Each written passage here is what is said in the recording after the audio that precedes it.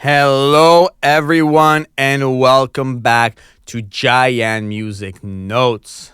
Today, I'm breaking down the creative process behind one of my favorite anime covers.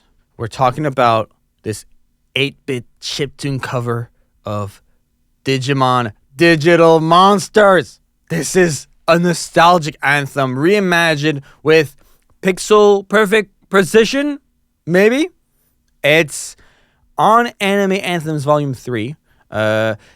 It's that album with the most. It's the Anime Anthems album with the most tracks to this day, and it's one for the '90s kids, the Game Boy Warriors, and anyone who's ever yelled "Digivolve" at a screen. But before we get into all of this, I want to thank the sponsor of JaianMusic Notes, Laser Audio Technologies. If you're looking to take your sound game to the next level, to digivolve your sound with creative effects plugins, they're dropping incredible stuff over there. And if you use code JaianMusic, you get 30% off. They're definitely worth a checkout.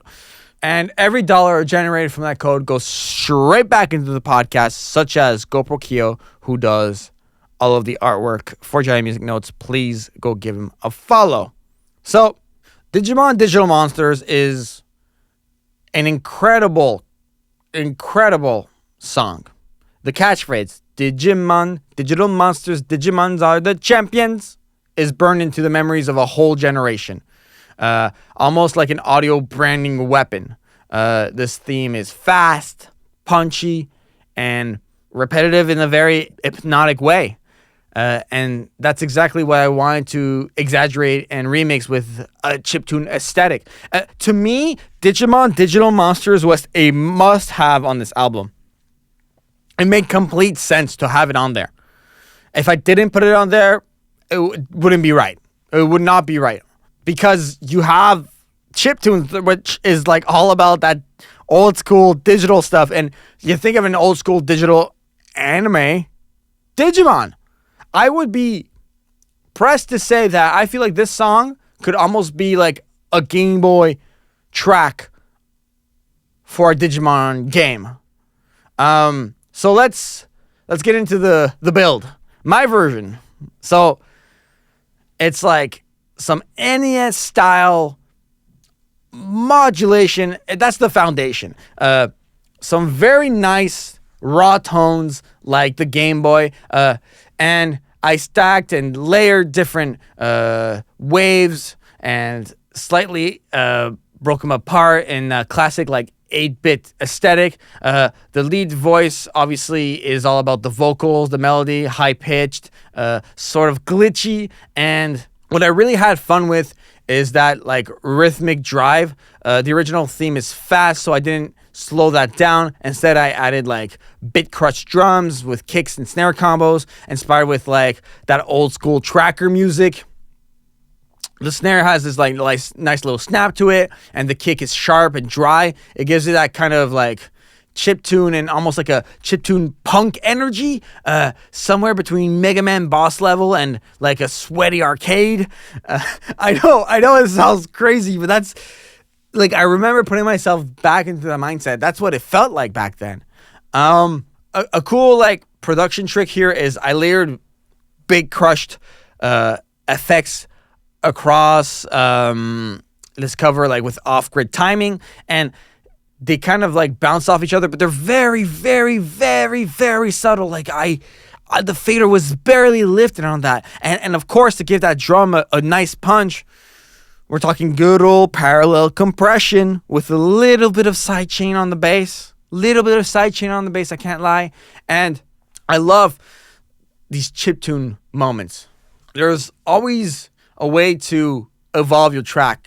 And mimicking Digivolution in chiptunes is crazy. I use like these different types of pitch envelopes here, hinting at a transformation, and the chorus just ramps it all up with like that. All the tracks are going full blast. It's a climax. It's like chaotic and compressed, but still has that like old chiptune burst. And Digimon, it's all about the chiptune technology in a sense. It's raw, digital, and chiptune is like the perfect sonic metaphor for that. Unlike Pokemon, which lean more into organic and cute, Digimon is all about the glitch, the sharp edge, and so the 8-bit aesthetic felt like a perfect stylistic choice. Like I said at the beginning, like it matched. This track is only a minute long, so there's only so much I can say. Like, please go listen to it.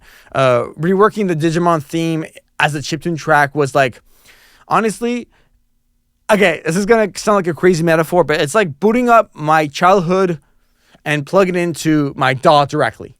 Like, I felt like so nostalgic putting this thing together. Every synth, every snare hit, every little glitch, it's engineered in a chaotic structure. And so if you haven't checked out the full version yet, it's on Anime Anthems Volume 3, linked in the description. Stream it now on your favorite platform. And while you're there, let me know which anime themes I should make chiptune versions of next. Like Anime Anthems Volume 3 is 20 plus tracks, so I already did quite a few. And ironically, one of those was the Beyblade theme that Lucas Rossi came across that I then interviewed on the podcast. So, this album opened a lot of doors, and so it's definitely like a historic piece to my career now on YouTube as this anime music cover channel. So if you're enjoying these breakdowns, please follow the podcast, leave a review, share it with a fellow anime music lover. Every bit helps. Don't forget to use code JaianMusic over at Laser Audio Technologies. You will get 30% off, and they make fantastic creative effects plugins. The artwork for the podcast is provided by GoPro Kyo, so please go give him a follow on your favorite platform that he's on. And I'm at JaianMusic on social media. JaianMusic.com is my website. And so, yes, thank you all so much. Make sure to subscribe to JaianMusic Notes in your favorite podcatcher. And until next time, keep your ears sharp and your synths crunchy. Bye.